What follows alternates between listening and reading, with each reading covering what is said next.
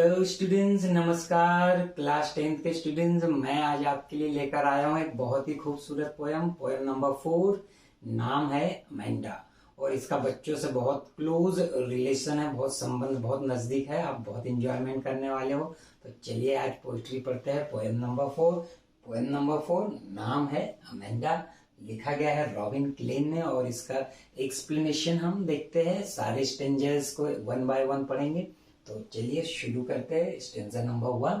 उसके पहले हम थोड़ी सी जानकारी पढ़ लेते हैं कि इसमें क्या दिया हुआ है। तो इसमें बताया गया है कि कैसे अमेंडा जो है वो फील करती है। तो एवरी चाइल्ड फील्स दैट। अब अमेंडा को लेकर सारे बच्चों के लिए ये लिखा गया है। तो एवरी चाइल्ड फील्स, हर बच्चा ये फील करता है दैट शी और ही। यहाँ पर बच्चा मतलब या तो शी भी हो सकता है और ही भी हो सकता है। इज कंट्रोल्ड, वो पूरी तरह से कंट्रोल्ड किया जाता है, नियंत्रण में रखा जाता है। एंड इंस्ट्रक्टेड, और उसे बार बार इंस्ट्रक्शंस दिए जाते हैं। इंस्ट्रक्शंस मीन निर्देश दिए जाते हैं। कंट्रोल मतलब नियंत्रण में रखा जाता है। काय के लिए? Not to do one thing और अनदर, कोई ये काम मत करो या दूसरा ये मत करो। And you too may feel that, वो आप भी ये फील करते होंगे कि योर फ्रीडम, आपकी जो फ्रीडम है, आपकी जो आजादी है, कर्टेल मतलब उसको कम कर दी गई है, कहीं ना कहीं उसको दबा दी गई है, उसको रोक दी गई है। And write down some of the things, तो कुछ बातें आप नोट करिए। And you want to do, जो भी आप चाहते हो, but your parents elders do not allow you to. पर आप जो चाहे वो लिख सकते हो, लेकिन कई बार आपके पेरेंट्स एल्डर्स आपको अलाउ नहीं करते मन की करने के लिए कि हम ये करना चाहते, but they do not allow to read the poem aloud. अब क्या करिए, अपने नोट करिए कुछ और कुछ ऐसा करिए कि पोएम को जोर से पढ़िए। पेयर्स बनाइए, पेयर में पढ़िए कि तुम पढ़ो फिर मैं पढ़ता हूँ। ईच रीडिंग अल्टरनेट, और हर एक व्यक्ति अल्टरनेट पढ़े, पहले तुम पढ़ो फिर पढ़े, जोर से पढ़े। जितने भी स्टेंजर्स है उनको जोर से पढ़े।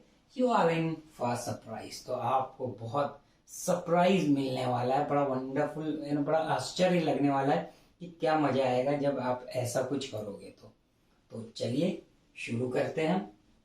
स्टेंजा नंबर 1 क्या कहता है? Stanza number 1, don't bite your nails Amanda, don't hunch your shoulders Amanda, stop that slouching and sit up straight Amanda. So every word Amanda, Amanda and Amanda, इसे देखकर ऐसा लग रहा है कि कोई ऑर्डर दे रहा है कि अमेंड, और किसको? Amanda. Amanda is a girl और उसे कोई बोल रहा है। कौन बोल रहा है पता चलेगा धीरे धीरे, स्टेंजर्स हम जैसे पढ़ेंगे। तो अमेंडा को कहा जा रहा है कि डोंट बाइट, कि काटो मत, कुतरो मत। कुतर के खाते ना। एंड योर नेल्स, नेल्स आपको पता है कई लोगों की आदत होती है नेल्स मुंह में रखते हैं और उसको कुतरने लग जाए, तो उसे डांट कर बोला जाए कि अमेंडा ऐसा मत करो, अपने नेल्स, अपने नाखून मत कुतरो। डोंट हंच योर शोल्डर्स, और अपने जो शोल्डर्स है उसको हंच मत करो। हंच ऐसे जो शोल्डर या हिला के ऐसे करते, दैट इज हंच। फिर बोल रहे कि स्टॉप दैट, रुको, ऐसा मत करो। स्लाउचिंग, कई लोग स्लाउचिंग हो जाते हैं, ऐसे चलते, कोई ऐसे झुक के चलते, कोई ऐसे चलते, मतलब हैबिट जो है अलग अलग, तो that is slouching. And sit up straight, और बोले बैठिए स्ट्रेट, स्ट्रेट मतलब सीधा।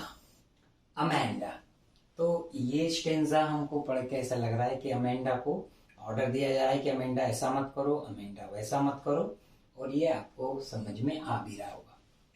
फिर देखते हैं कि दूसरा स्टेंजा। अब ये स्टेंजा आपको देखेंगे ये ब्रैकेट में लिखती है, यहाँ एक ब्रैकेट बना हुआ है और यहाँ पर ब्रैकेट बना हुआ है। क्या कहता है ये ब्रैकेट, क्या होता है? तो पहले स्टेंजा में अमेंडा को बोला गया, ऑर्डर दिया गया, निर्देशित किया गया है कि ये काम मत करो, वो काम मत करो। अब इसमें क्या कहता है? देयर इज अ लैंग्वेज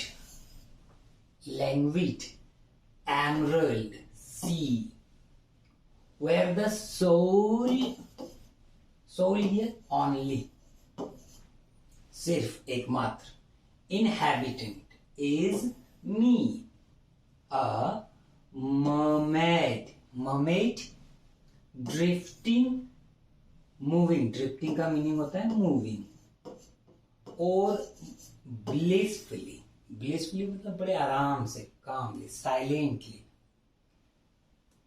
तो अब ये पूरा स्टेंजा क्या कहता है? ये स्टेंजा अमेंडा जो है, जब उसे डांटा गया था तो वो सोच रही है, इमेजिनेशन कर रही है कि ये देखो कि बढ़िया एक लैंग्वेज, यानी रिलैक्स, आराम, बढ़िया मजे से, शांत, एमरल्ड सी, एमरल्ड यहाँ पर कलर के रूप में लिया गया है, ग्रीन कलर के रूप में, कि एक हरा सा बढ़िया स्वच्छ हरा भरा दूर तक फैला हुआ समुद्र है, और रिलैक्स करता हूँ, शांत समुद्र, मतलब कोई तूफान वगैरह नहीं, कोई लहरें नहीं, एक शांत समुद्र है, हरा समुद्र है। And where the sole inhabitant is me, और वहां पर एकमात्र, वेयर यानी जहां पर, सोल मतलब ओनली, एकमात्र, इनहेबिटेंट यानी वहां का रहने वाला, निवासी, इज मी, वो मैं रहूंगी। एंड मर्मेड, अमर्मेड यानी एक मर्मेड जल परी की जैसे, ड्रिफ्टिंग, मूविंग, आराम से इधर उधर घूम रही है, ब्लिसफुली, शांति से, बिना रोक टोक के, कोई बोलने वाला नहीं। तो मैं एक जलपरी की तरह एक शांत समुद्र में इधर से उधर घूम रही हूँ, एकमात्र अकेली सुनसान जगह पर, और ये हमें डांट रहे हैं। Stanza 3, Did you finish your homework, Amanda? Did you tidy your room, Amanda? I thought I told you to clean your shoes, Amanda. फिर इसमें अमेंडा को कोई काम बताया जा रहा है, देखते हैं क्या बोलते। Did you finish? क्या तुमने फिनिश कर लिया अपना, फिनिश मतलब पूरा कर लिया अपना होमवर्क, अमेंडा। अमेंडा से क्या बोला जा रहा है कि क्या तुमने अपना होमवर्क पूरा कर लिया। Did you tidy your room, क्या तुमने अपना टाइडी यहाँ पर क्लीन के लिए ले रहे, क्या आपने साफ कर दिया क्या अपना रूम एकदम, अमेंडा। आई थॉट, मुझे लगता है, थॉट यहाँ पर मैं सोचता हूँ, मुझे लगता है कि आई टोल्ड यू, कि मैंने तुमसे कहा था, टू क्लीन योर शूज, कि तुम अपने जूते साफ कर लो, अमेंडा। हर जगह आपको अमेंडा दिख रहा है लाइन में, क्योंकि अमेंडा को ऑर्डर दिया जा रहा है। अमेंडा ऐसा करने का कहा था, किया, अमेंडा वैसा करने का, सारी जगह ऑर्डर दिया जा रहा है। और अमेंडा जो है अपने विचारों में मस्त है। क्या मस्त है, देखिए ये बात बोली, उसके बाद अब वो क्या सोचती है, अब वो परेशान हो गई। क्या कहती है, स्टेंजा नंबर 4, कि आई एम एन ऑर्फन, कि मैं एक orphan, orphan with no parents, अनाथ, कि मैं अनाथ होती, नो पेरेंट्स, कोई बोलता नहीं, और रोमिंग, इधर उधर भटकते रहती, घूमते रहती फालतू, स्ट्रीट पर, गली मोहल्लों में, कोई बोलने वाला नहीं, कोई रोकने टोकने वाला नहीं। और घूमते घूमते क्या कहती, आई पैटर्न सॉफ्ट डस्ट, सॉफ्ट एकदम सॉफ्ट डस्ट यानी रेत पर, बड़ी सॉफ्ट से मुलायम सी रेत पर, with my hushed bare feet, मैं अपने हर्स्ट यहाँ पर लिया है कि शांत, रुके हुए, थमे हुए, बेयर फीट, नंगे पाव, अपने शांत और नंगे पाव से मैं उस सॉफ्ट नर्म मुलायम रेत के ऊपर कुछ पैटर्न बनाती। पैटर्न से यहाँ पर मतलब है स्केचेस, यानी ये हम ये बोले कि कुछ भी, जैसे रेत पे उंगली से पैर से ऐसे ड्राइंग टाइप कर दी तो उसको ड्राइंग तो बोलेंगे नहीं, स्केचेस, लाइन खींच खींच के, तो वो पैटर्न ऐसे बनाती, क्योंकि कोई बोलने वाला नहीं रहता, मुझे जैसा लगता मैं रहती, काश मैं अनाथ रहती, इस टाइप से वो बोल रही। And the silence is golden, क्योंकि जो साइलेंस होता है, मौन, कुछ ना बोलना, शांत, वो गोल्डन होता है बहुत। यहाँ पर गोल्डन से मतलब बहुत ही प्रेसियस होता है, बहुत ही कीमती चीज जैसी कोई चीज होती, मौन जो होता है, कुछ ना बोले कोई किसी को। एंड द फ्रीडम, और फ्रीडम इज स्वीट, बड़ी मनमोहक और बहुत मजेदार, बहुत ही अच्छी चीज, अच्छी लगने वाली होती है, कौन, फ्रीडम। फ्रीडम और साइलेंस के बारे में कहा गया, और कहा, और क्या कहा गया इसमें कि वो अनाथ, क्योंकि उससे डांटा जा रहा है बार बार, तो वो ऐसे सोच रही है। वहां एक तो स्टेंजा भी ऐसे भी, एक जगह स्टेंजा में उसको डांटा जा रहा है, तो दूसरी तरफ वो अपनी कल्पना में खोई हुई है, अपने खुद के अपने बातों में खोई हुई है और ऐसी सोच रही हुई। फिर देखे आगे क्या कहते हैं, स्टेंजा नंबर 5, फिर से डांटा जा रहा है। Don't eat that chocolate Amanda, remember your acne. Acne क्या होता है? एक्नी ये पिंपल्स वगैरह हो जाते हैं, ऐसा बोलते हैं चॉकलेट ज्यादा खाओगे पिंपल हो जाएंगे। जो खाते हैं भाई ध्यान देंगे। एक्नी, एक्नी पे ध्यान दो, मुहासे वगैरह पिंपल्स हो जाते हैं। अमेंडा, अमेंडा को बोला अमेंडा चॉकलेट नहीं खाना नहीं तो पिंपल्स हो जाएंगे। विल यू प्लीज, और क्या तुम, लुक एट मी, क्या तुम मेरी तरफ देखोगी? When I am speaking to you, जब मैं तुमसे बोल रही हूं या बोल रहा हूं, अभी क्लियर नहीं है, तो क्या तुम मेरी तरफ देखोगी? अमेंडा, डांट कर चॉकलेट नहीं खाना, देखो मुहासे हो जाएंगे, और हाँ जब मैं बात करूं मेरी तरफ देखो। इस टाइप से डांटा जा रहा है अमेंडा, और अमेंडा तो हर जगह हर लाइन में अमेंडा है।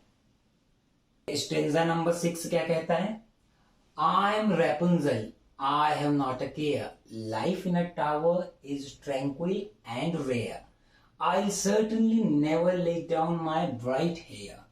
बहुत अच्छी लाइन है ये, देखिए वो क्या कहती है, मैं रेपुंजल हूँ, रेपुंजल एक राजकुमारी जैसी थी, and I have not a care, मुझे कोई चिंता नहीं, लाइफ इन अ टावर, मैं एक बड़े अपने टावर में, एक महल नुमा जगह में, ट्रैंक्विल बड़ी शांति से, कामली बड़ी शांति से, और रेयर बड़े यूनिकली, बड़े आराम से, यूनिक मतलब ऐसे कि बिल्कुल दूसरी कोई चीज नहीं, तो जहाँ शांति हो, कोई रोक टोकने वाला नहीं हो, तो उसके लिए वो रेयर है। एंड आई सर्टनली, और निश्चित ही, नेवर लेट डाउन, कभी भी नीचे नहीं करूंगी मैं, क्या, माय ब्राइट हेयर, ब्राइट चमकीले बाल, मेरे सुनहरे बाल, मैं उस टावर से नीचे नहीं करूंगी। अबे रेपुंजल जो थी, ये जो थी एक बहुत ही सुंदर और परी जैसी और राजकुमारी जैसी थी।